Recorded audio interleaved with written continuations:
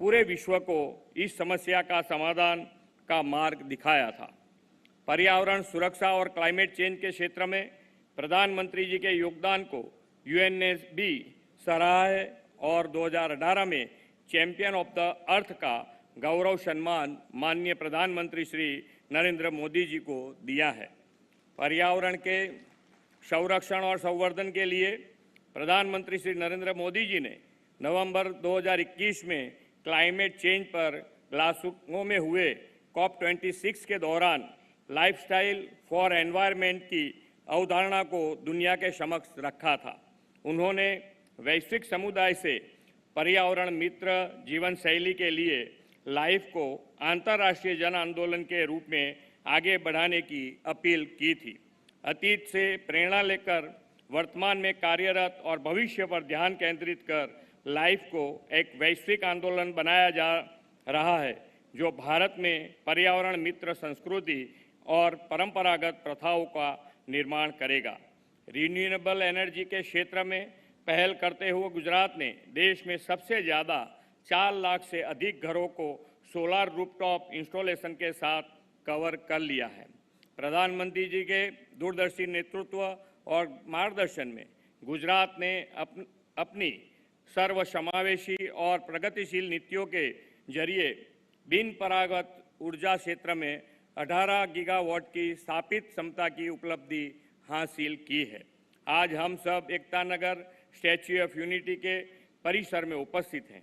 भारत की एकता और अखंडता के शिल्पी सरदार साहब की विश्व की सबसे ऊंची प्रतिमा स्टैच्यू ऑफ यूनिटी आदरणीय प्रधानमंत्री श्री नरेंद्र भाई मोदी की प्रेरणा और संकल्प का परिणाम है।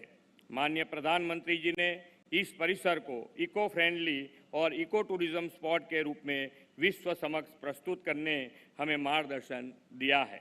पर्यावरण रक्षा और ग्रीन क्लीन एनवायरनमेंट के हर पहलू की इस एकता नगर में आप बारीकी से अनुभूति कर सकते हैं। दुनिया की सबसे ऊंची सरदार पटेल की प्रतिमा स्टैच्यू ऑफ यूनिटी के सानिध्य में शुरू किया गया यह वैश्विक मिशन निस्संदेह 21वीं सदी का सबसे बड़ा पर्यावरण आंदोलन बनेगा। इस विश्वास के साथ मैं फिर एक बार आप सभी का स्वागत करते हुए अपनी बात पूर्ण करता हूं। भारत माता की जय। वंदे मातरम। जय जय गरवी गुजरात।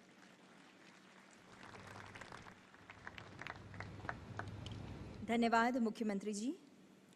और अब समय है हमारे माननीय प्रधानमंत्री जी की संकल्पना से चरितार्थ और उनके दूरदर्शी नेतृत्व से अनुपालित लाइफ के सिद्धांत को दर्शाती और उसमें जन जन की भागीदारी का आह्वान करती एक लघु फिल्म के निदर्शन का।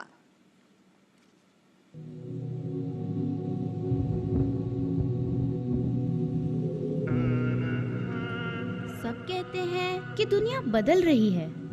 कभी कभी मुझे भी लगता है हमारी दुनिया बदल रही है, पर अच्छे के लिए नहीं, बुरे के लिए। पर ये हुआ कैसे? मैं भी चाहती हूँ हमारी दुनिया बदले, लेकिन अच्छे के लिए। और जब 2030 में मैं 21 साल की हो जाऊंगी, जोश और सपनों से भरी, सिर्फ मैं ही नहीं, लाखों लोग और भी, तब क्या हमारी दुनिया हमारे सपने पूरे कर पाएगी? 2030 तक ही तो हम सब ने सस्टेनेबल डेवलपमेंट गोल्स को पूरा करने का वादा किया है ना। मतलब आज से 2000 दिन बाद क्या हम वो वादा पूरा कर पाएंगे एक साथ? हाँ, बिल्कुल।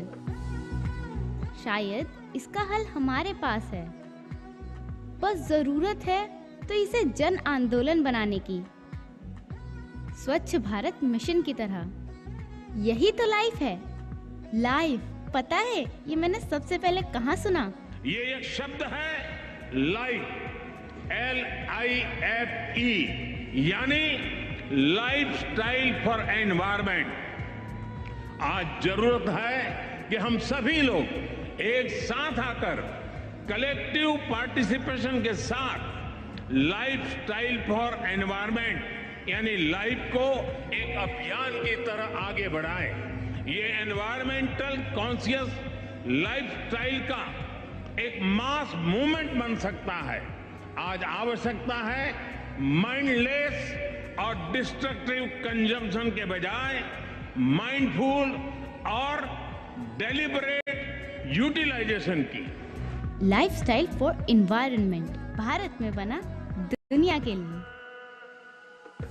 हमारे प्रधानमंत्री जी की ये सोच सिर्फ भारत के लिए ही नहीं, पूरे विश्व के लिए है। किसी एक इंसान या समुदाय के लिए ही नहीं, हर राष्ट्र के लिए है। और हम सब इस आंदोलन से जुड़ सकते हैं इन 5 कदमों से। पहला कदम वही जो हमारे दादा दादी, नाना नानी हमेशा करते आए हैं। सदियों से सुनते बोलते आ रहे हैं कि मौसम में लगे और आसपास उगे वही खाओ पियो, सेहत चौकस और साथ में खाने और ईंधन की बचत भी। நமது உணவுகள் இப்பொழுது மாற்றப்பட்டிருக்கிறது. நாம் தினைகளை இந்த நேரத்தில் வரவேற்றுக் கொள்கிறோம். ஆனால் தினைகள் நமது உணவுகளையும் மகிழ்ச்சியையும் கலாச்சாரத்தையும் அறிவு கொண்டு இருக்கிறது. அதனாலே நாங்கள் தினைகளை வரவேற்றுக் கொள்கிறோம்.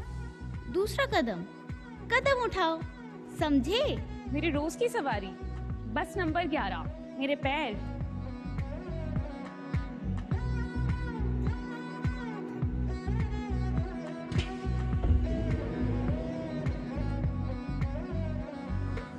मैं रोज साइकिल से ऑफिस जाता हूँ क्योंकि मेरी कंपनी हमें वॉकिंग, साइकिलिंग, कारपूलिंग के लिए एनकरेज करती है। अगर हम सब मिलके ये कर सकते हैं तो पर्यावरण की सुरक्षा में योगदान दे सकते हैं। तीसरा, सही चुने और सही चुन पाए इसके लिए डिमांड भी करें। सोसाइटी में घर खरीद रहे हैं, बड़ा डिसीजन है, पर कुछ चीजें नॉन नेगोशिएबल हैं, जैसे water harvesting and solar panel. और इन्हें पूरा करना रियल एस्टेट इंडस्ट्री की रिस्पॉन्सिबिलिटी है। पहले कस्टमर हमारे पास आते थे ब्रांड के लिए, प्राइस के लिए, वारंटी के लिए। अब कस्टमर आते हैं हमारे पास 5 स्टार रेटिंग के लिए और एलईडी बल्ब के लिए। आजकल ज़्यादातर डिलीवरी कंपनीज ई बाइक यूज़ करने लगी है, अच्छा लगता है।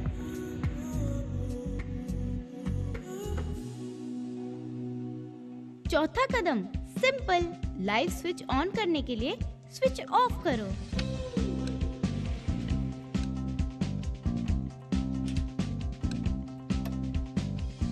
पांचवा कदम, सबको बताओ और इस आंदोलन को घर घर ले जाओ।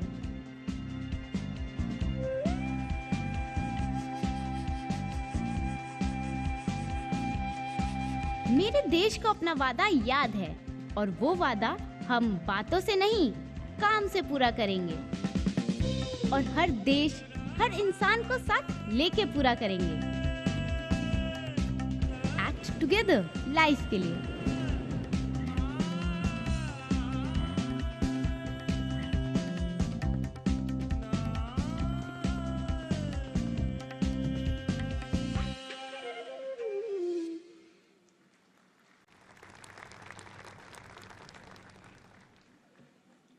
तो ये है लाइफ का जन आंदोलन।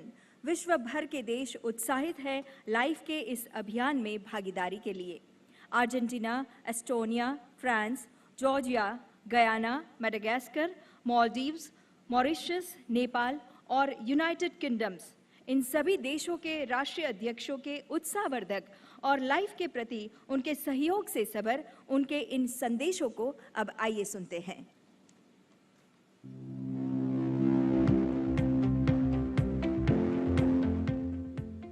Buenas tardes a todos y a todas. Estoy aquí en Buenos Aires, pero no quise estar ausente en este encuentro, al que nos ha convocado el primer ministro Modi.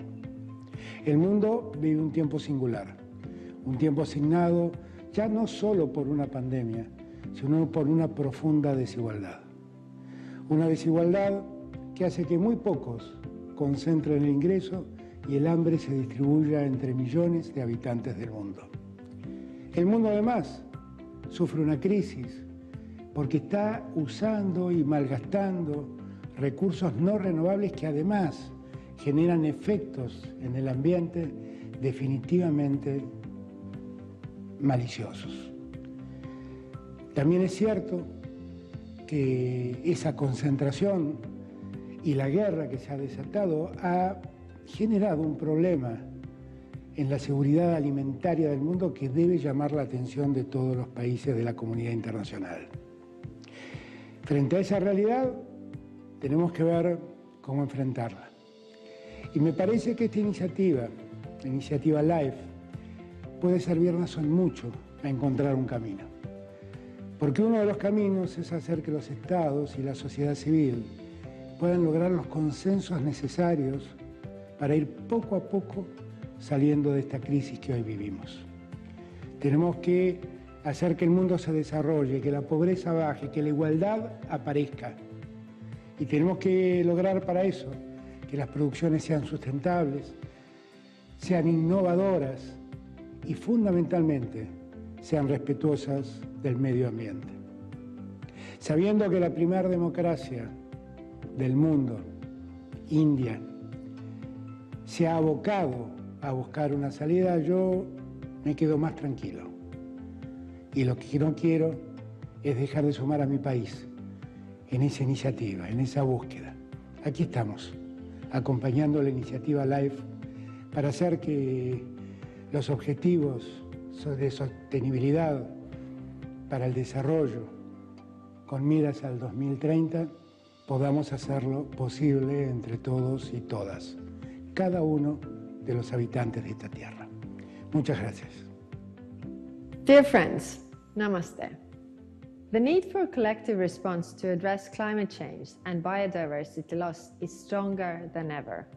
We are grateful to Prime Minister Modi for his leadership, together with the UN Secretary General, in launching Mission Life. The power of change lies in working together towards a common goal and engaging all the people and communities on the planet. An excellent example of this is World Cleanup Day. It is an extensive one-day action that started in Estonia and has spread to 191 countries.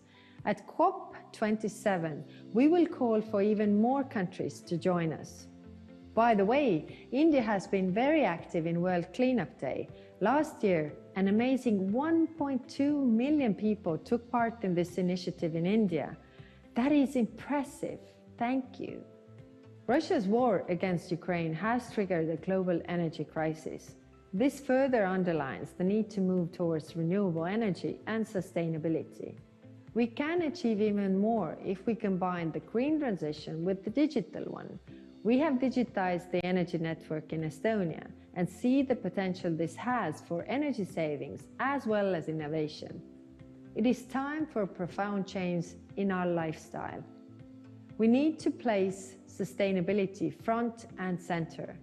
I'm glad that the climate action is one of India's G20 presidency priorities, and I wish you a successful presidency. Dear Prime Minister, dear Narendra, dear colleagues, dear friends, Namaste. I wish I could be with you in Kevadia for this very special moment. At a time when our world is subject to increasing geopolitical tensions, we have no choice but to choose cooperation over division for one single reason. No one can address global challenges, and especially climate change, on its own. The LIFE initiative is part of this agenda for stronger cooperation. I wanted to say a few words to wish you a great success in its implementation. At the current pace, if the global population reaches 9.6 billion by 2050, the equivalent of almost 3 planets could be required to provide the natural resources needed to sustain current lifestyles. Governments, businesses, people, we must therefore all cooperate and rethink our models and behaviors. Sustainable consumption is all about doing more and better with less. We are already on that track. The current surge in energy prices is leading many countries in Europe to take the path of sobriety. In France, we will reduce our energy consumption by 10%, acting all over the board in transportation, housing, industries, and other sectors. But this will not be a temporary response before going back to our old ways. What we are talking about is a paradigm shift, because we will not reach net zero by 2050 if we don't act on the demand side and substantially reduce our energy consumption. Beyond the current crisis, as the effects of climate change are already unfolding, every citizen should now be aware that it is no longer possible to use natural resources such as water as if they were inexhaustible. We need to meet this challenge together. By promoting ambitious public policies in all sectors, by launching coalitions of the willing, I am pleased in that regard that France and India agreed on leading a global initiative on the end of single-use plastics, and by fostering a common partnership between citizens committed to change their lifestyles and therefore the world. The LIFE initiative, Prime Minister Modi, will give us this opportunity. France looks forward to working with India to make this initiative a success, including in the perspective of the Indian presidency of the G20 next year. Thank you for this initiative, and thank you for your attention and your commitment. Excellency Shri Narendra Modi, Honorable Prime Minister of India, dear ladies and gentlemen, dear friends, I am honored and pleased to address this distinguished audience at today's remarkable event and to congratulate India for taking the lead to launch this extraordinary mission in the beautiful city of Kevadia of India. Georgia welcomes and fully supports this global initiative timely introduced by His Excellency Narendra Modi, which promotes an environmentally conscious lifestyle that focuses on the principle of mindful and deliberate utilization. In this regard, we have already taken significant steps to fulfill our international commitments, as well as obligations under the EU-Georgia Association Agreement. To strengthen the environment-related governance systems in the country, Georgia has improved its environmental assessment systems and introduced more effective public participation mechanisms at the earliest possible stage of the environmental decision-making process. Major reforms have been carried out recently in the ambient air protection field to improve air quality throughout the country. Georgia is one of the few countries worldwide where national parks are a genuine high-level national priority, embedded in national policies and strategies. National parks of Georgia have experienced a significant increase, and nowadays it covers almost 12% of our territory. 40% of my country's territory is covered by forests. Therefore, sustainable forest management is an important priority for our government. We spare no effort to implement sustainable forest management that would support the ecological stability of forest ecosystems, enhance the socio-economic benefits for the public, and reduce the pressure on forests. In order to address the negative consequences of climate change, Georgia, in accordance with the Paris Agreement, has updated nationally determined contribution document, which sets a new 2030 climate change strategy and an action plan for mitigation measures.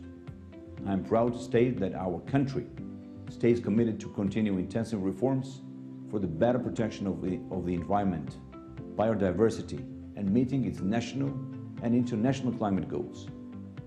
I strongly believe that all together we can achieve our common goal and save our planet. Thank you. Our planet is under threat. More than 75% of Earth's land is substantially degraded, undermining the well-being of billions of people. Collective action is needed to protect our planet. Here in Guyana, we have started. Our forest is the size of England, storing 19.5 gigatons of carbon, one of the lowest deforestation rates in the world. So we are leading by example, and we are building a Guyana on a low-carbon development strategy 2030 that not only look at the environmental value of what we have, but also look at how we can improve livelihood options, create new livelihood options for forested communities, and help people to become prosperous whilst at the same time safeguarding our environment. I therefore wish to extend best wishes to Prime Minister of India, Prime Minister Narendra Modi, on the launching of the Mission Life logo and mission document, which seeks to mobilize 1 billion Indians to become pro-planet people by 2027, who will practice simple environment and climate-friendly behavior in their daily lives. Congratulations, India, for taking the lead in pioneering this movement. Guyana is committed to protecting and promoting green economic activity through actions that support the Sustainable Development Goals. Simple actions taken every day by citizens across the globe will help to harness the full potential of this collective action. We must do everything within our power to protect and preserve the environment by making the necessary lifestyle changes. All of us, we have an individual and collective responsibility as a family of humanity to do our part in protecting and safeguarding our environment so that future generations can enjoy the beauty of the world we live in. Thank you. Excellences, Monsieur le Premier ministre de la République de l'Inde, Monsieur le Secrétaire général des Nations Unies, Mesdames et Messieurs, le changement climatique, la préservation et la protection de l'environnement est un sujet qui me tient particulièrement à cœur. Comme je l'ai annoncé lors de la 77e Assemblée générale des Nations Unies, les solutions doivent venir de chaque nation, chaque leader et chaque citoyen. Mais surtout, les pays émetteurs doivent tenir leur engagement. Cela demande un effort commun de chaque pays pour préserver notre planète.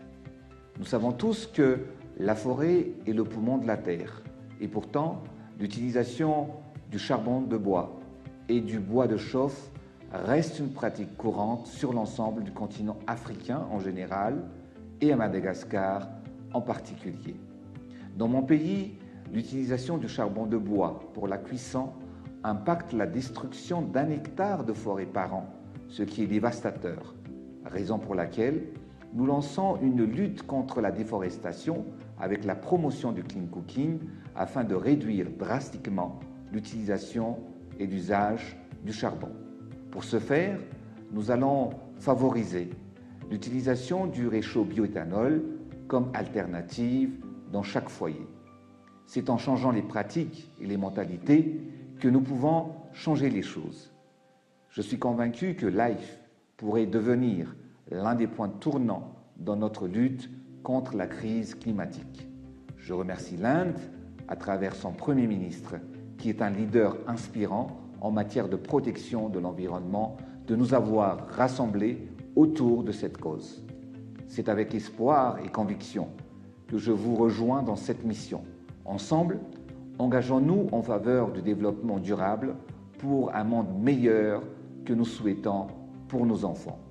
Mesdames et messieurs, il est temps de transformer nos discours en actions concrètes. Je vous remercie de votre attention. Bismillahirrahmanirrahim. One of the greatest breakthroughs we have made in recent years is recognizing that a clean, healthy, and sustainable environment is a fundamental human right. We must at the same time give back to nature. It is time we unpack the lessons left behind by our early ancestors. They taught us that love and respect for our natural heritage are essential for sustainable and resilient development. Prime Minister Modi's Mission Life could not have come at a more crucial juncture. The ill effects of the climate crisis come at us with full force, growing in severity the longer we let our inactions drag on. This ambitious initiative is a call for action. Let's not end it there. You see, the best chances of our very survival is on our own hands. Together, let's reflect on our lifestyles and make swift changes towards eco-friendly habits. Simple things in our everyday lives, like choosing to walk more instead of driving, or planting trees wherever we can, all add up to redressing environmental degradation. Individual actions may appear insignificant on their own, but when pulled together, they have the power to spur transformative impact. Maldives stands with the pro-planet people of India. We will do our part to make sure the health and wealth of our planet survive to benefit tomorrow's generations. Governments are joining hands with businesses around the world to address environmental issues. However, policy reforms and economic initiatives are not enough to save our planet. Lifestyle changes at the individual level and behavioral changes at the community level are needed to reduce the strain on the environment. I therefore strongly support the movement launched by Prime Minister Shri Narendra Modi ji to build on good practices at the level of individuals, communities and institutions in order to accelerate the transition to a more sustainable future. If human activities continue at the present pace, by 2050 we will need 3 planets to sustain our way of life. Business as usual is no longer an option. Allow me to end with a quote of Mahatma Gandhi. The world has enough for everyone's need, but not for everyone's greed. I congratulate Prime Minister Narendra Modi and Government of India for advancing the idea for lifestyle, for the environment. This is a pioneering movement that can help fight climate change and achieve SDGs to build on the idea that positive changes in individual actions and behaviors are the key parts of the climate solution that the world urgently needs. I thank the organizer for giving Nepal this opportunity to express our support to the pioneering movement such as LIFE, as well as express the need for work collectively to save our planets for better future of our people. Thank you very much. In November last year, the world came together in the UK to sign the Glasgow Climate Pact. It was a landmark deal. It showed that governments are ready to take decisive action on climate change and that we must all keep increasing our ambition. Now the energy crisis is showing once again that we need to go further and faster. As democracies, we must work together to secure energy independence and protect our economies. That's why we're turbocharging our rush to renewables. We're investing with partners like India to help build vital climate infrastructure. And we're working together to turn our net zero commitments into action. It's a real pleasure to join Prime Minister Modi in launching the LIFE initiative today, and I commend India's leadership. This is all about helping people make greener choices and live more sustainable lives.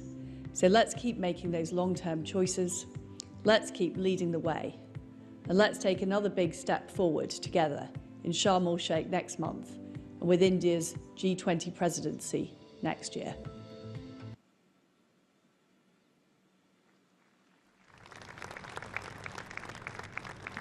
Thank you, one and all. Ladies and gentlemen, the august presence of Honorable Secretary General of United Nations, Mr. Antonio Guterres, is gracing the occasion today. May I now request you, sir, to address the gathering. Please, sir.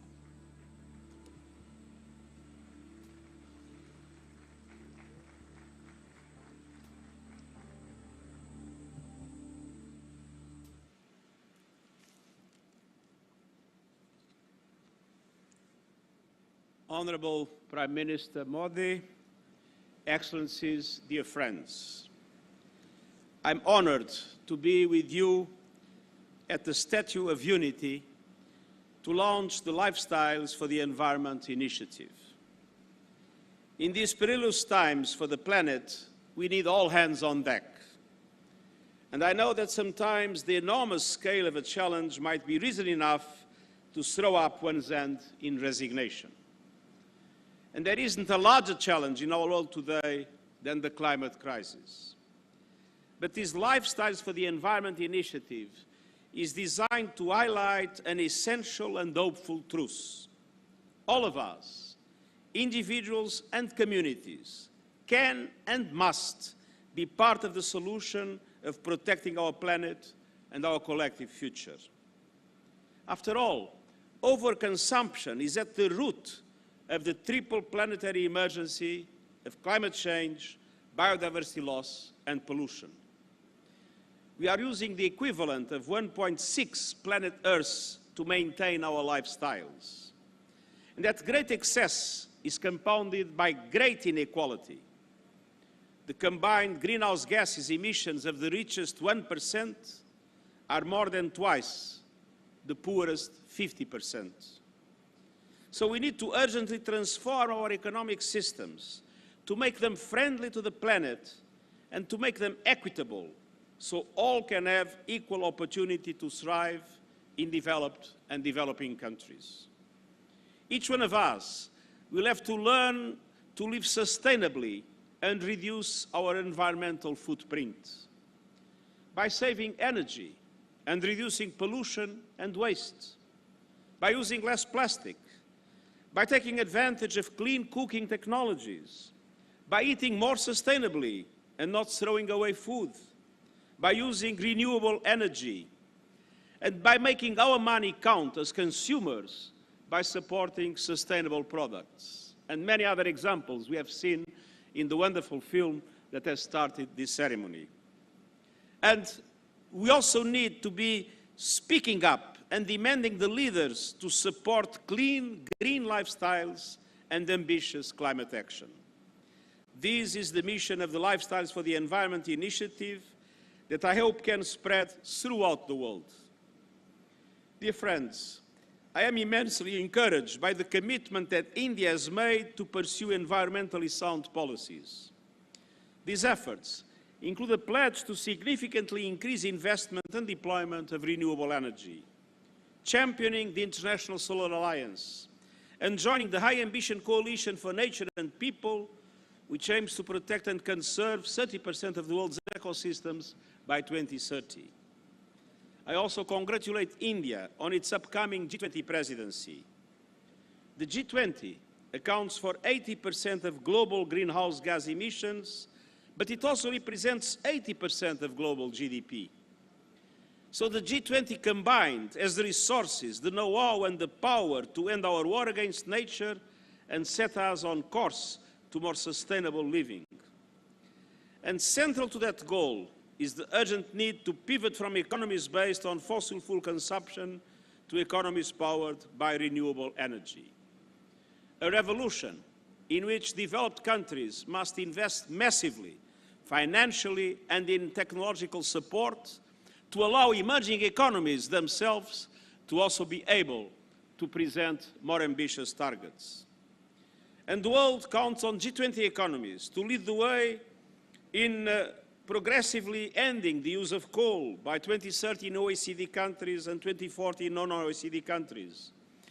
Developed countries must follow through on their commitments to provide meaningful financial and technological support to countries like India throughout this transition.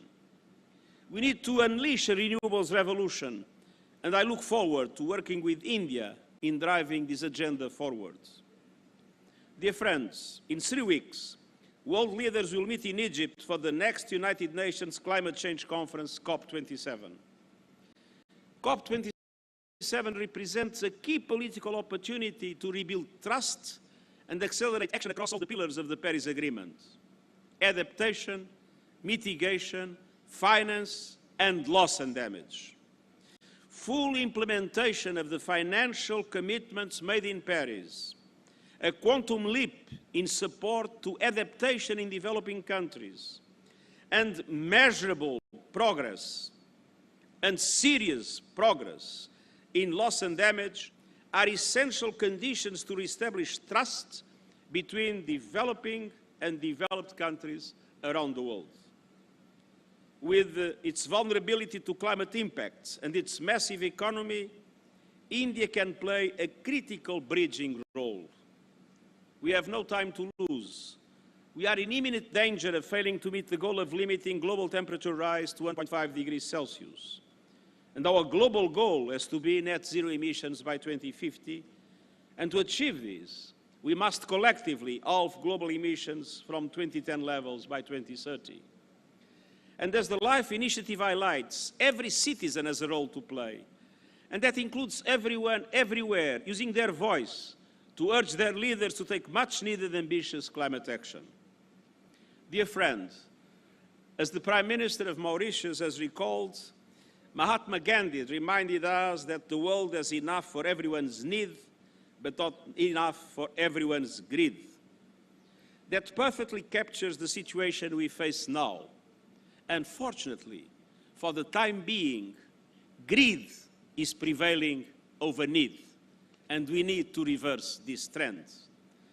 The planet is able to support each and every one of us, but we must treat its resources with wisdom and respect.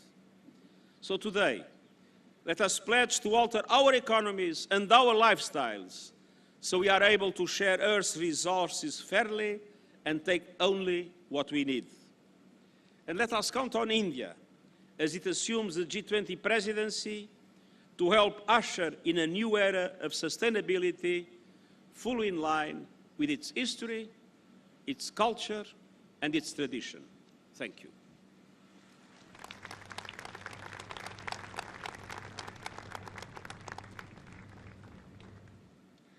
Thank you, Honorable Secretary General, for your inspirational words. और अब भारत के माननीय प्रधानमंत्री श्री नरेंद्र मोदी जी से अब मैं सविनय अनुरोध करती हूं कि रिमोट का बटन दबाकर मिशन लाइफ के डॉक्यूमेंट का विमोचन करें एवं लोगो और टैगलाइन को लॉन्च करें।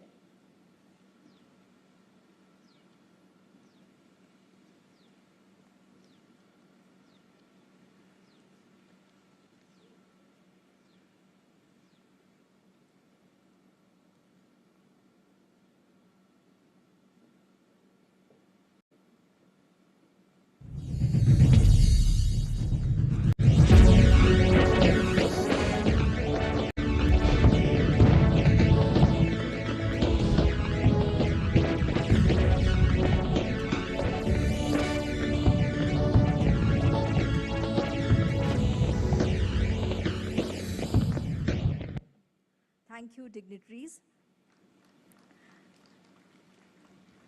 आइए हम भी करतल ध्वनि से इस लॉन्च का, इस क्षण के हम साक्षी बने।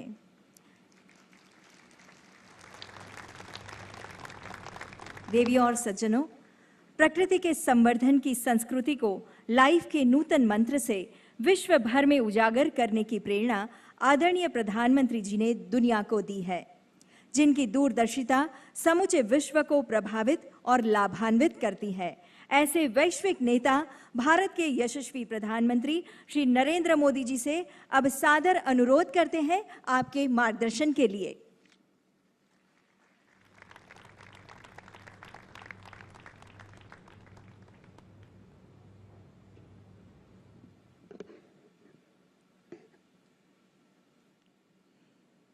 यूनाइटेड नेशंस के सेक्रेटरी जनरल एंटोनियो गुटेरस जी, गुजरात के मुख्यमंत्री श्री भूपेंद्र भाई पटेल, भारत के विदेश मंत्री डॉक्टर एस जयशंकर जी, देश विदेश से आए सभी अन्य महानुभाव, देवियों और सज्जनों, इस गौरवशाली धरती पर आप सबका हार्दिक स्वागत है। एंटोनियो गुटेरस जी के लिए तो भारत दूसरे घर जैसा है। आपने अपना युवावस्था में बहुत बार भारत की यात्रा भी की है। गोवा से आपके पारिवारिक संबंध भी है। मुझे ऐसा लग रहा है कि मैं गुजरात में आज अपने परिवार के ही किसी सदस्य का स्वागत कर रहा हूं। एंटोनियो गुटेरस जी, आपका यहां आने के लिए बहुत बहुत आभार, बहुत बहुत अभिनंदन। मुझे खुशी है कि मिशन लाइफ को लॉन्चिंग के समय से अनेक देश इस संकल्प के साथ जुड़े हुए हैं। मैं फ्रांस के प्रेसिडेंट श्री मैक्रो, यूके के प्रधानमंत्री लीज ट्रस, गुयाना के प्रेसिडेंट इरफान अली, अर्जेंटीना के प्रेसिडेंट आल्वो फर्नांडिज, मॉरिशस के प्रधानमंत्री प्रवीण जगन्नाथ, मेडागास्कर के प्रेसिडेंट एंडी रोजे जी, नेपाल के प्रधानमंत्री शेर बहादुर जी, मालदीव के भाई सोली जी, अर्जेंटीना के मिनिस्टर जेरी एल्वेजी का, इंडोनेशिया के प्राइम मिनिस्टर काया कलास का हृदय से धन्यवाद करता हूं। साथियों, ये आयोजन हमारे राष्ट्रीय गौरव सरदार वल्लभ भाई पटेल की विशाल प्रतिमा स्टैच्यू ऑफ यूनिटी के सानिध्य में हो रहा है और क्लाइमेट चेंज के खिलाफ लाइफ में यूनिटी ही सबसे महत्वपूर्ण फैक्टर है। दुनिया की सबसे बड़ी प्रतिमा हमें पर्यावरण से जुड़े ऊंचे लक्ष्य तक तय करने और उन्हें पूरा करने की प्रेरणा देगी। साथियों, जब प्रतिमान विशाल होते हैं तो कीर्तिमान भी विशाल होते हैं। इस कार्यक्रम का आयोजन गुजरात में होना बहुत मायने रखता है और ये बिल्कुल उपयुक्त भी है। गुजरात भारत के उन राज्यों में से एक है जिसने सबसे पहले रिन्यूएबल एनर्जी और एनवायरनमेंट प्रोटेक्शन की दिशा में काफी बहुत कदम उठाना शुरू कर दिया था। चाहे बात नहरों पर सोलर पैनल लगाने की हो या सूखाग्रस्त इलाकों में जल स्तर बढ़ाने के लिए वाटर कंजर्वेशन का अभियान हो, गुजरात हमेशा एक प्रकार से लीडर के रूप में, एक ट्रेंड सेटर के रूप में रहा है। साथियों, क्लाइमेट चेंज को लेकर ऐसी धारणा बना दी है जैसे सिर्फ पॉलिसी से जुड़ा विषय है, लेकिन जैसे ही हम इस मुद्दे का पॉलिसी से जोड़कर देखने लगते हैं, जाने अनजाने में हमारे मन में ये बात बैठ जाती है कि इस पर सरकार ही कुछ करेगी, या फिर ये सोचते हैं कि अंतर्राष्ट्रीय संस्थाओं को इस पर कोई कदम उठाना चाहिए। ये बात सही है कि सरकार, अंतर्राष्ट्रीय संस्थाएं, उनकी भूमिका बड़ी है और वो इसे संभाल करने का प्रयास भी कर रहे हैं, लेकिन हम सभी देख सकते हैं कि अब इस मुद्दे की गंभीरता चर्चाओं से बाहर निकलकर दुनिया के हर कोने में, हर घर में आज नजर आने लगी है। क्लाइमेट चेंज से हो रहे बदलाव लोग अपने आसपास महसूस करने लगे हैं। पिछले कुछ दशकों में हमने इस दुष्प्रभाव को और तेज देखा है, अप्रत्याशित आपदाओं को झेला है।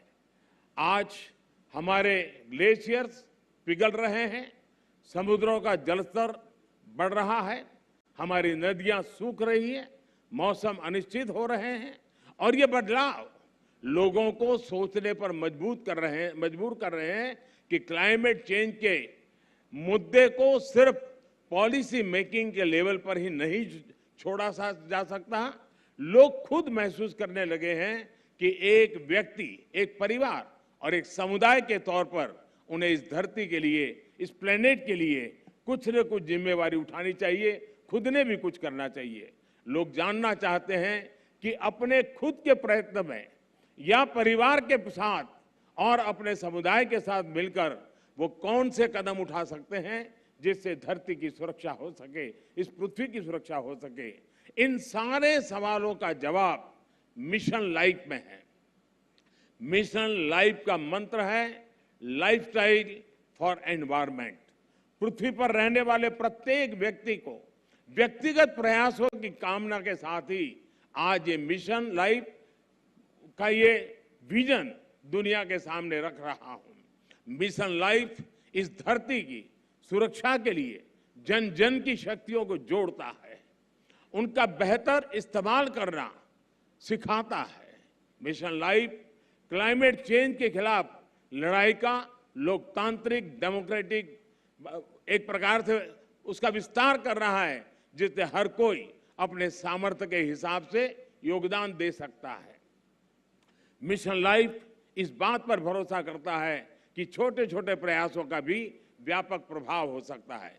मिशन लाइफ हमें प्रेरित करता है कि हम सब अपनी रोजमर्रा की जिंदगी में ऐसा बहुत कुछ कर सकते हैं जिससे पर्यावरण की सुरक्षा हो। मिशन लाइफ ये मानता है कि अपनी लाइफस्टाइल में बदलाव करके एनवायरनमेंट की रक्षा की जा सकती है। ये आपको दो बहुत दिलचस्प उदाहरण देना चाहता हूं, बड़ी सरल बातें मैं बताना चाहता हूं। आपने देखा होगा कुछ लोगों को एसी का टेम्परेचर 17 डिग्री या 18 डिग्री सेल्सियस पर रखना बहुत पसंद होता है, लेकिन एसी का टेम्परेचर इतना कम करने के बाद यही लोग सोने के समय कंबल या रजाई का सहारा लेते हैं। एसी का हर डिग्री टेम्परेचर कम करना पर्यावरण पर उतना ही नकारात्मक प्रभाव, यानी उसको अगर हम बचा सकते हैं कोशिश करके कर सकते हैं। यानी हम अपनी लाइफस्टाइल को ठीक करके हम तो पर्यावरण की कितनी बड़ी मदद होगी। लाइफस्टाइल से जहां भी एक और उदाहरण मैं बताना चाहता हूं, हम देखते हैं कि कुछ लोग 5 किलोमीटर प्रति लीटर के एवरेज वाली गाड़ी लेकर के जिम जाते हैं और जिम में ट्रेडमिल पर जमकर अपना पसीना बहाने की कोशिश करते हैं। अरे भाई, अगर ये पसीना आप पैदल चलकर या साइकिल पर जिम जाकर के उठा लेते तो पर्यावरण की रक्षा भी होती और आपके स्वास्थ्य की भी रक्षा होती। साथियों, लाइफस्टाइल से व्यक्तिगत और समाज के छोटे छोटे प्रयासों से कैसे बड़े नतीजे आ सकते हैं, मैं इसका भी उदाहरण देना चाहता हूं। भारत में हमने कुछ साल पहले देशवासियों से ज्यादा एलईडी बल्ब इस्तेमाल करने के लिए आग्रह किया था। मकसद ये था कि लोग को बिजली का बिल कम हो, बिजली का कम खर्च हो और पर्यावरण की भी रक्षा हो। सरकार ने एलईडी बल्ब की एक योजना शुरू की और देश का प्राइवेट सेक्टर भी इसमें भागीदार हो गया। यहां आए अंतर्राष्ट्रीय एक्सपर्ट्स ये जानकर के उनको हैरानी होगी कि कुछ ही समय के भीतर भारत के लोगों ने 160 करोड़ से ज्यादा एलईडी बल्ब अपने यहां में लगा दिए, परिवर्तन कर दिया। और इसका प्रभाव यह है कि 100 मिलियन टन से ज्यादा कार्बन डाइऑक्साइड का उत्पादन हम कम कर पा गए, उसका उत्सर्जन कम कर पाए। और मैं ये आपको नोट करने के लिए जरूर कहूंगा कि ये प्रतिवर्ष हो रहा है, ये सिर्फ एक बार की घटना नहीं, हर वर्ष ये बेनिफिट होने वाला है और उसका लाभ होने वाला है। एलईडी की वजह से अब हर साल इतना उत्सर्जन कम होने लगा है। साथियों, गुजरात महात्मा गांधी की भूमि है, जन्मभूमि है, तो उन विचारकों से एक जो बहुत पर्यावरण संरक्षण और प्रकृति के साथ तालमेल लेकर के जीवन जीने का महत्व समझ गए। उन्होंने ट्रस्टीशिप के अवधारणा की विकसित की थी। मिशन लाइफ इस सबको पर्यावरण के ट्रस्टी बनाता है। ट्रस्टी वो होता है जो संसाधनों का अंधाधुंध इस्तेमाल नहीं होने देता। एक ट्रस्टी एक शोषक के रूप में नहीं बल्कि पोषक के रूप में काम करता है। मिशन लाइफ P3 की अवधारणा को मजबूत करेगा। P3 यानी प्रो प्लेनेट पीपल। आज हम एक ऐसी दुनिया में जी रहे हैं जहां इस बात की चर्चा रहती है कि कौन किस देश या गुट के साथ है और कौन किस देश या गुट के खिलाफ है। लेकिन मिशन लाइफ धरती के लोगों को प्रो प्लेनेट पीपल के तौर पर जोड़ता है, उनको अपने विचार से समाहित करता है, एक कर देता है। ये लाइफस्टाइल ऑफ द प्लेनेट, ये lifestyle of the planet, for the planet and by the planet की मूल सिद्धांत पर चलता है। साथियों, अतीत से सीखकर ही हम बेहतर भविष्य का निर्माण कर सकते हैं। भारत में हजारों वर्षों से प्रकृति की पूजा की समृद्ध परंपरा रही है। हमारे वेदों में भी बहुत सटीक तरीके से कहा है कि जल, जमीन, वायु और सभी प्रकृति प्रदत्त चीजों का महत्व समझाते हैं। जैसे अथर्ववेद कहता है, माता भूमि ही पुत्रो हम पृथ्वी, अर्थात पृथ्वी हमारी माता और हम उसके संतान हैं।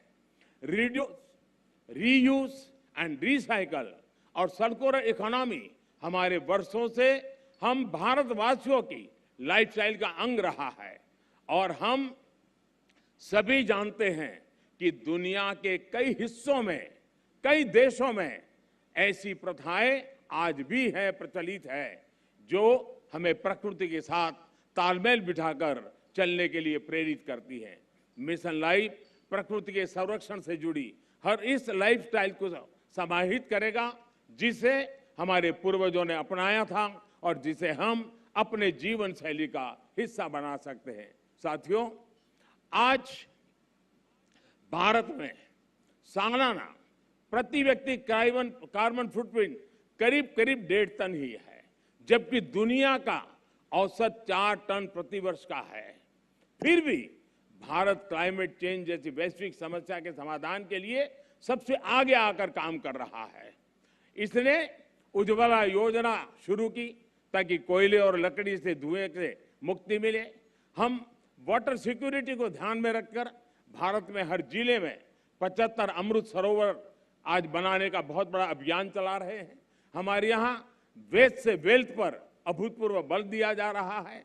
आज भारत के पास विश्व में रिन्यूएबल एनर्जी को चौथी सबसे बड़ी क्षमता के रूप में हमने उभार पाए हैं। आज हम विंड एनर्जी में भी चौथे नंबर पे हैं, सोलर एनर्जी में भी 5वें नंबर पे हैं। पिछले 7-8 वर्षों में भारत की रिन्यूएबल एनर्जी की क्षमता करीब 290% का इजाफा हुआ है। इससे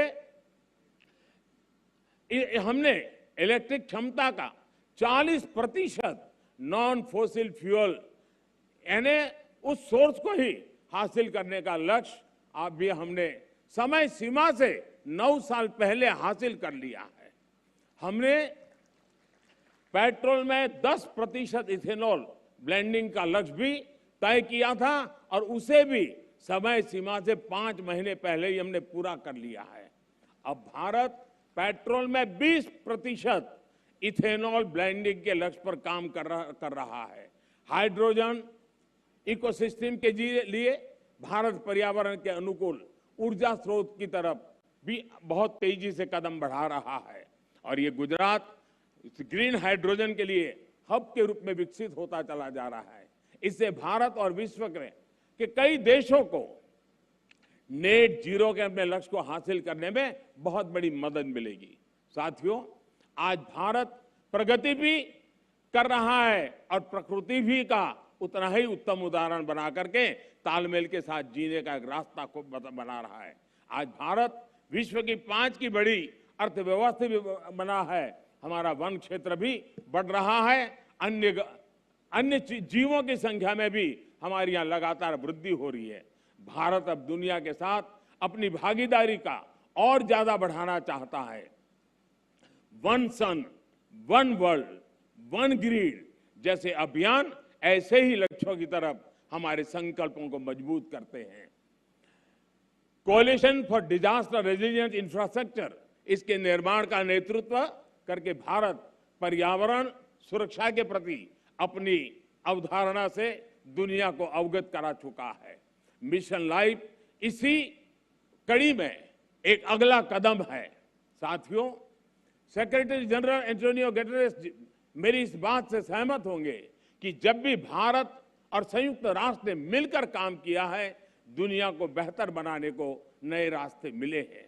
भारत ने अंतर्राष्ट्रीय योगा दिवस का प्रस्ताव दिया था, जिसे संयुक्त राष्ट्र को समर्थन दिया था और आज संयुक्त राष्ट्र के समर्थन के कारण दुनिया के करोड़ों लोगों के स्वस्थ जीवन की प्रेरणा का योग एक कारण बन गया है। वैसा ही एक उदाहरण इंटरनेशनल ईयर ऑफ मिलेट का है। भारत अपने पारंपरिक और पर्यावरण के अनुकूल मोटे अनाज से दुनिया को जोड़ना चाहता था। संयुक्त राष्ट्र ने इसका भी समर्थन किया। हम अगले साल इंटरनेशनल ईयर ऑफ मिलेट मनाने वाले हैं, लेकिन अभी से दुनिया भर में इसकी चर्चा प्रारंभ हो चुकी है। मुझे विश्वास है कि संयुक्त राष्ट्र के समर्थन से मिशन लाइफ को विश्व के हर कोने में, हर देश में, हर नागरिक तक पहुंचाने में बहुत बड़ी सफलता मिलेगी। हमें एक मंत्र को याद रखना है, प्रकृति रक्षति रक्षिता। अर्थात जो प्रकृति की रक्षा करते हैं, प्रकृति उनकी रक्षा करती है। मुझे विश्वास है इसी मिशन लाइफ पर चलते हुए एक बेहतर दुनिया का निर्माण कर पाएंगे। आप सभी का एक बार फिर मैं आभार व्यक्त करता हूं और यूएन के इस समर्थन के लिए मैं फिर से एक बार हृदय से धन्यवाद करते हुए मेरी वाणी को विराम देता हूं। धन्यवाद।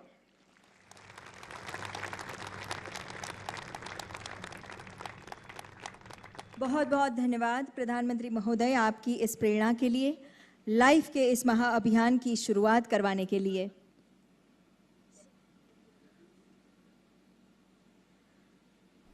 We also thank Honorable Secretary General of United Nations for his valuable presence today. मुख्यमंत्री एवं विदेश मंत्री जी का हम हृदय से स्वागत अभिवादन करते हैं, धन्यवाद अदा करते हैं और आप सभी आमंत्रितों का भी बहुत बहुत धन्यवाद।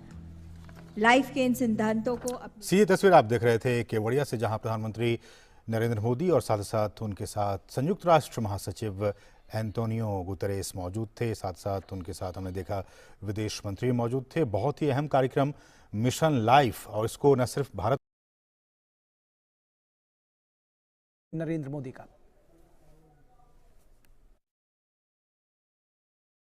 सर्वाधिक लोकप्रिय नेता एवं आदरणीय श्री प्रधानमंत्री नरेंद्र भाई मोदी, खूब खूब स्वागत, वंदन, अभिनंदन।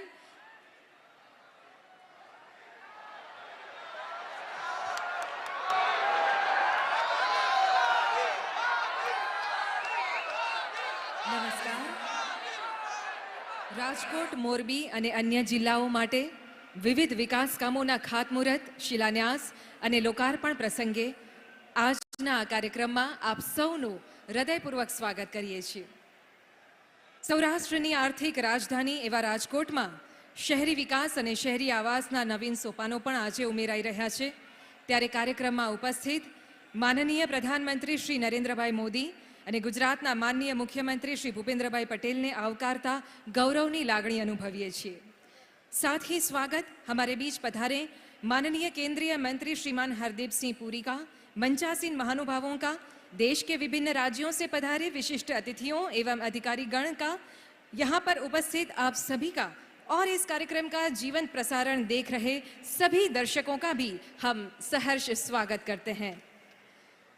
સૌરાષ્ટ્રના હૃદય સમાન આપણા રાજકોટમાં આજે માનનીય પ્રધાનમંત્રી શ્રી પધાર્યા છે, ત્યારે આવો અંતરના ઉમળકાથી વિધિવત રીતે તેમનું સ્વાગત કરીએ। સૌપ્રથમ વિનંતી કરીએ છીએ ગુજરાત રાજ્યના મૃદુ છતાં મક્કમ એવા માનનીય મુખ્યમંત્રી શ્રી ભૂપેન્દ્રભાઈ પટેલને કે આપ રામ મંદિરની પ્રતિકૃતિ અર્પણ કરીને આદરણીય પ્રધાનમંત્રીશ્રીનું સ્વાગત અભિવાદન કરશો। समस्त गुजरातनी जनता वती स्वागत। आवो आपणे पण ताळीओथी आपणी लागणीने पहोंचाडीए। मंच पर विराजमान सौ माननीय मंत्रीश्रीओ, सांसदश्रीओ और धारासभ्यश्रीओने पण विनंती के आप सौ साथे मळीने आदरणीय प्रधानमंत्रीश्रीनुं स्वागत अभिवादन करशो। माननीय केंद्रीय मंत्री श्री हरदीप सिंह पुरी, माननीय केंद्रीय राज्य मंत्री श्री कौशल किशोरजी, गुजरातना पूर्व मुख्यमंत्री माननीय श्री विजयभाई रूपाणी, कर्नाटकना पूर्व राज्यपाल श्री वजुभाई वाळा, गुजरात मंत्रीमंडळना सौ माननीय मंत्रीश्रीओ, सांसदश्रीओ और धारासभ्यश्रीओ साथे मळीने रेडियो અને હળની પ્રતિકૃતિથી સ્વાગત કરી રહ્યા છે।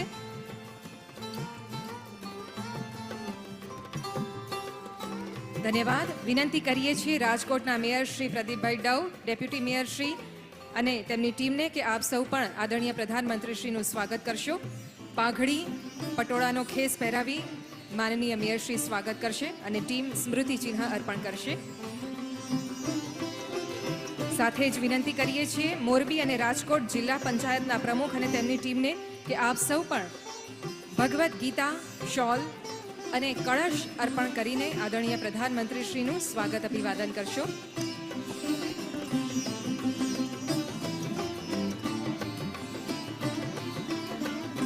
ત્યારબાદ રાજકોટ શહેર ભાજપ પ્રમુખ અને તેમની ટીમ તથા મોરબી જિલ્લા ભાજપ પ્રમુખ અને તેમની ટીમને વિનંતી કે આપ સૌ આદરણીય પ્રધાનમંત્રીશ્રીને સ્મૃતિ ચિહ્ન અર્પણ કરીને તેમનું સ્વાગત કરશો। પાઘડી અને પટોળાના ખેસ દ્વારા ભાવભીનું સ્વાગત થઈ રહ્યું છે આદરણીય પ્રધાનમંત્રીશ્રીનું।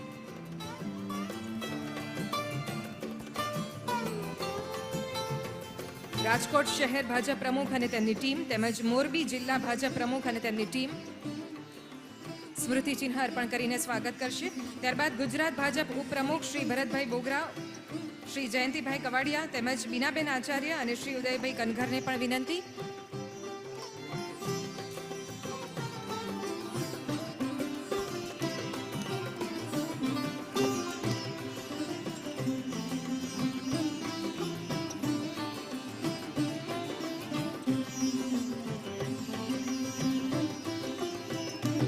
સ્મૃતિ ચિહ્ન અર્પણ કરીને સ્વાગત થઈ રહ્યું છે આદરણીય પ્રધાનમંત્રીશ્રીનું.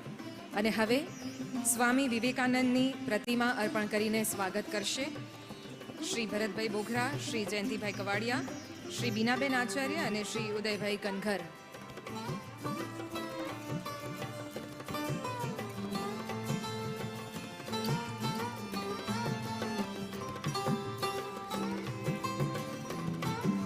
पुनः आपनो भावभीનું स्वागत माननीय प्रधानमंत्री श्री. धन्यवाद. भारत के शहरों को लवेबल एंड लिवेबल बनाने की दिशा में कार्यरत है भारत सरकार का आवासन तथा शहरी विकास मंत्रालय, जिसके अंतर्गत आज राजकोट में लाइट हाउस प्रोजेक्ट एवं अर्बन हाउसिंग कॉन्क्लेव 2022 का भी शुभारंभ हो रहा है. इस अवसर पर विशेष उपस्थित है पेट्रोलियम और नेचुरल गैस तथा आवासन और शहरी विकास मंत्रालय भारत सरकार के माननीय मंत्री श्री हरदीप सिंह पुरी जी. माननीय केंद्रीय मंत्री जी, आपसे विनम्र अनुरोध करते हैं स्वागत उद्बोधन के लिए पधारें.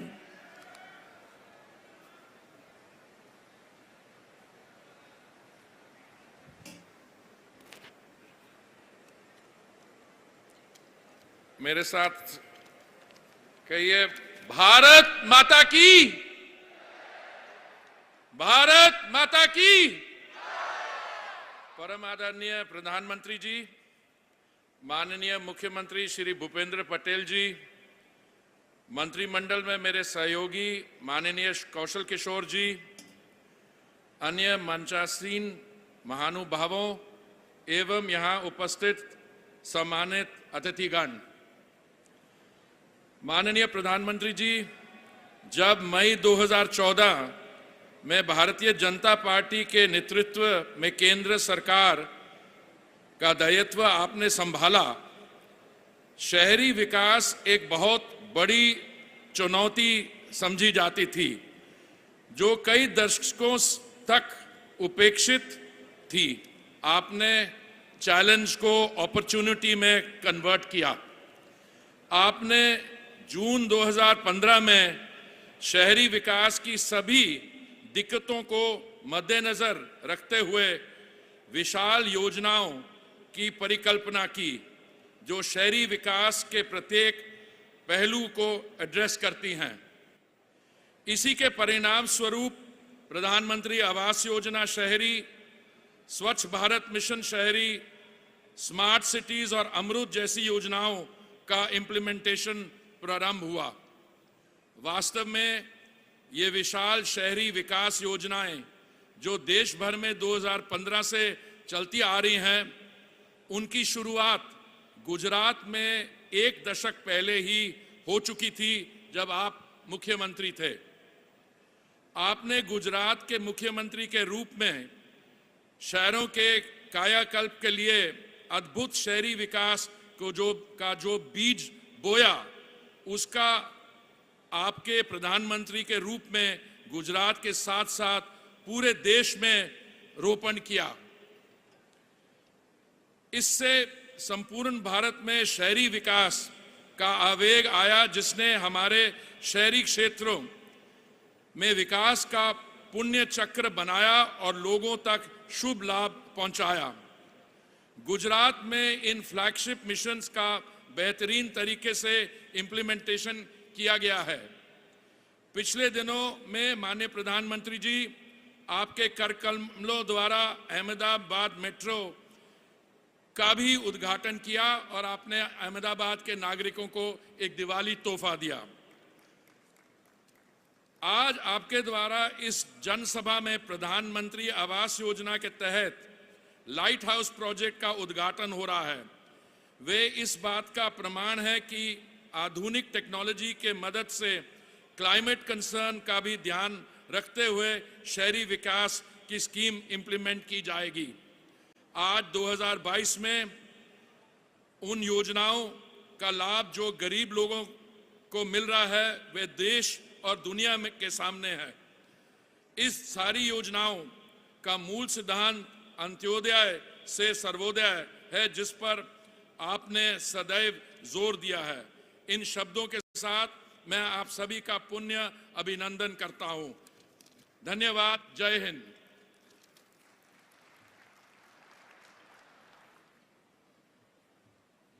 बहुत बहुत धन्यवाद मान्यवर आपका। ગુજરાતની છેલ્લા 2 દાયકાની વિકાસ યાત્રાને વધુ વિશ્વાસથી આગળ ધપાવનાર માનનીય મુખ્યમંત્રી શ્રી ભૂપેન્દ્રભાઈ પટેલને હવે સાદર આમંત્રિત કરીએ છીએ આપના પ્રાસંગિક ઉદ્બોધન માટે।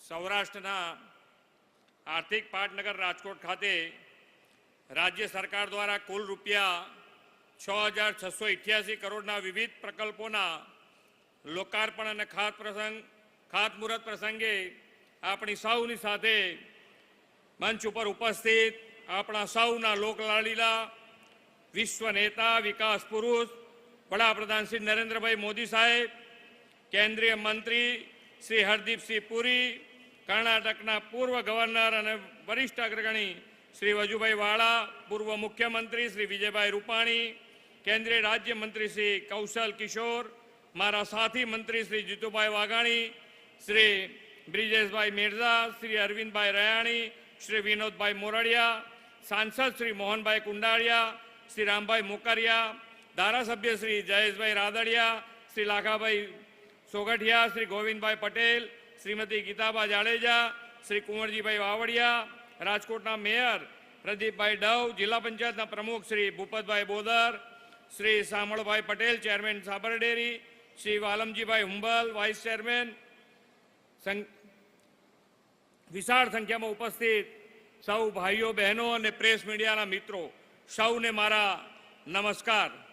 सौराष्ट्र मुख्य मथक राजकोट 2 महत्वपूर्ण घटना माटे जाणीतुं शहर है। स्वराज्यना शिल्पी अने आजादना घड़वैया महात्मा गांधीजीए राजकोटनी शाळामां अभ्यास कर्यो हतो। स्वराज्यना शिल्पी अने विकासनी राजनीतिना घड़वैया आदरणीय नरेन्द्रभाईना सक्रिय राजनैतिक जीवननी शरूआत पण आज शहेरमांथी थई छे। वडाप्रधान श्री नरेन्द्रभाई मोदीना नेतृत्वमां गुजराते शहेरीकरणने विकासनो अवसर बनावी जन सुखाकारीना अवनवा प्रकल्पो साकार कर्या छे। राजकोट सौराष्ट्र सदाय वडाप्रधान श्री नरेन्द्रभाई मोदीना हૈયે वसेલું રહ્યું છે। गुजरातना शहेरोना सर्वांगी विकासनी तेमनी नेમને परिणामे राजकोट 2 दायकाथी सतत विकास पामी रह्યું છે। अमदावाद, सूरत, वडोदरा અને राजकोट जेवा गुजरातना शहेरोने हवे अति आधुनिक सुविधाओं धरावता वर्ल्ड क्लास सिटीज बनवा तरफ प्रयाण कर्યું છે। एक समये गुजरातमां नगर एटले नळ, गटर અને रस्ता जेवी सीमित व्याख्या हती, तेमा पाछळ 2 दायकामां अमूल बदलाव आव्यो छे। रिवरफ्रंट, BRTS, मेट्रो ट्रेन जेवा बहुविध आकर्षणों गुजरातना शहेरोने वडाप्रधानश्रीना विजने परिणामे मळ्या छे। डबल एंजीन सरकारे राज्यना नगरों, महानगरोने पायानी सुविधाओं साथे वैश्विक कक्षानी अर्बन एम्युनिटीज आपी छे।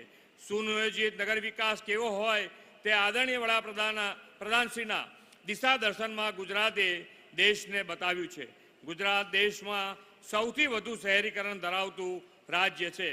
વધતું શહેરીકરણ અને જનસંખ્યા આપણે સામે હાઉસિંગ ચેલેન્જ લઈને આવે છે। વડાપ્રધાન શ્રી નરેન્દ્રભાઈ મોદીએ શહેરમાં વસતા ગરીબ મધ્યમ વર્ગીય લોકોને એફોર્ડેબલ હાઉસિંગ આપવાની મુહિમ ઉપાડી છે। પ્રધાનમંત્રી આવાસ યોજના દ્વારા દેશના કરોડો પરિવારને પોતાનું ઘરનું ઘર મળ્યું છે। ગુજરાતે પ્રધાનમંત્રી આવાસ યોજનાના અમલમાં દેશમાં લીડ લીધી છે। લાઇટ હાઉસ પ્રોજેક્ટ તેમાં એક નવું નજરાણું છે। અતિ આધુનિક બાંધકામ પદ્ધતિ દ્વારા खूब ज झड़पथी आ लाइट हाउस प्रोजेक्ट परिपूर्ण थयो छे। एफोर्डेबल हाउसिंग और लाइट हाउस जेवा आधुनिक आवास निर्माण ने परिणामे गुजरातनो शहरी विकास सर्वग्राही, सर्वसमावेशी और सर्वस्पर्शी बन्यो छे। આજથી શરૂ થનારી ત્રિદિવસીય કોન્ક્લેવ અર્બન હાઉસિંગના આવા નવતર આયામોને એક્સપ્લોર કરશે। શહેરીકરણની સાથે સાથે ગુજરાતનું ઔદ્યોગિકરણ પણ તેજ ગતિએ થયું છે।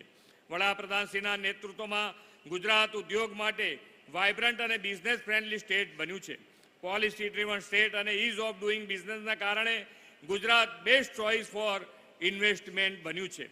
વડાપ્રધાનશ્રીએ ઉદ્યોગ માટે જરૂરી ઉત્તમ ઇન્ફ્રાસ્ટ્રક્ચર, પાણી, વીજળી, કનેક્ટિવિટી પૂરા પાડીને કચ્છ, સૌરાષ્ટ્ર જેવા વિસ્તારોમાં ઔદ્યોગિકરણને નવી દિશા આપી છે. મોરબી